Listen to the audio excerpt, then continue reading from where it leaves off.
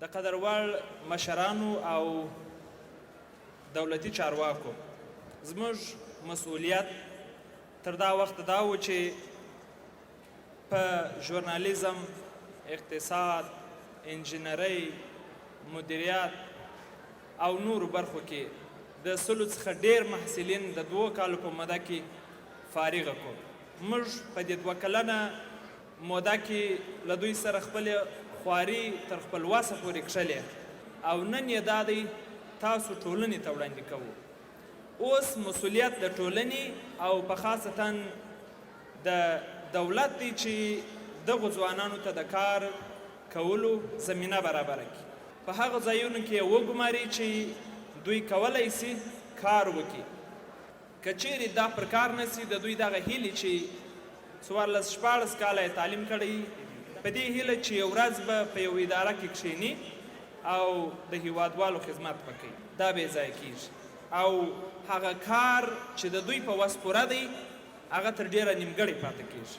که چیرې دغه ځوانان پر کار نه سي یا بهرنیو هیوادونو ته د تګ تکل کوي ځي، او یا هم که موږ په کور دننه یا په دولتي ادارو کې په کار نه کوو، معلومه خبره ده چې یو اساس پړاو دی او په افغانستان کې نوی نظام راغلی دی. په بهر کې ډېر کسان په سنګر کې ورته ناست دي.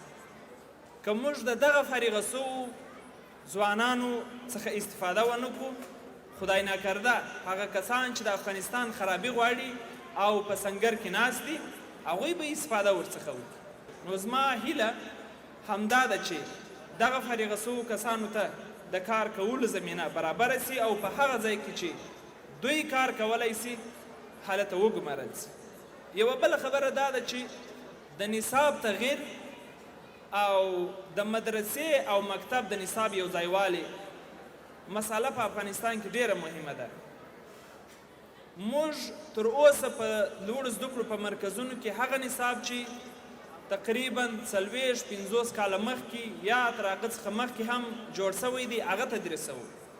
زما غوښتنه دا ده چې یو دغه نوی سي او په نوی عصري ټکنالوژي سمبال سي، بل د مکتب او مدرسې تر مابین فاصله کمه سي. داسې یو نصاب جوړ سي چې موږ د 12 صنف څخه یا د 14 صنف څخه چې پوهنتون دی د هغه څخه کوم کسان فارغه کېږي په دیني زده کړو هم سمبالي او هم په عصري زده کړو، تر څو د نظام ساتلو دپاره په خپلو ادارو کې په کار وګمارو او موږ یو داسې هیواد ولرو چې په راتلونکي کې مثال په دغه نږدې سیمه کې نه وي.